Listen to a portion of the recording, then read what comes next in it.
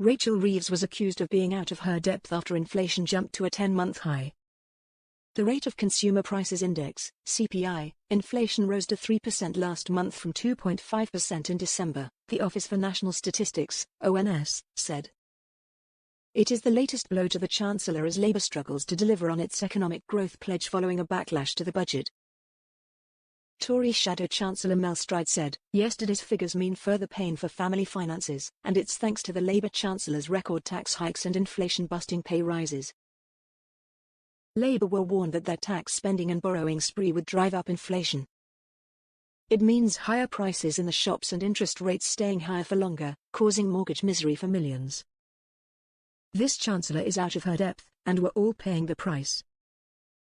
Senior Tory MP Esther McVey added, "It is heartbreaking to see how Labour is trashing the economy and, along with it, many good businesses which had been painstakingly built up over many years."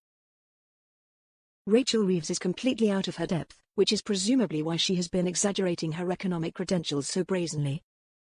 The country cannot afford another 4 years of this goon show of a government.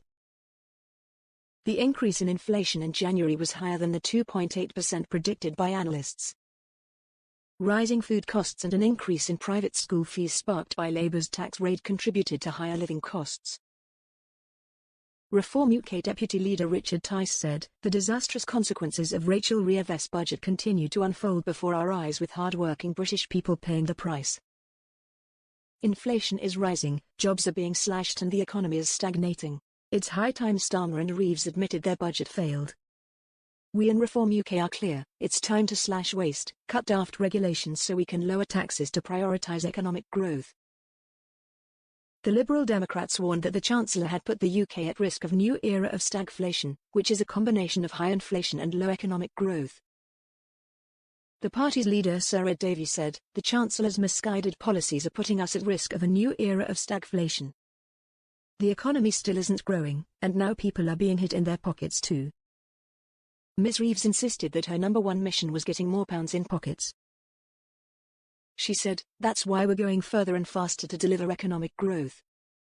By taking on the blockers to get Britain building again, investing to rebuild our roads, rail and energy infrastructure and ripping up unnecessary regulation. We will kickstart growth, secure well-paid jobs and get more pounds in pockets." Inflation is expected to continue going up over the coming months, with the Bank of England predicting inflation will peak at 3.7% in late summer. The hike in employers' national insurance contributions and increase in the minimum wage, announced in last October's budget, are expected to add to inflation when they come into force in April. The Bank of England reduced interest rates again earlier this month to 4.5%, in their third cut since lifting borrowing costs to bring down inflation. But economists have indicated that higher inflation could lead to the central bank pausing further cuts.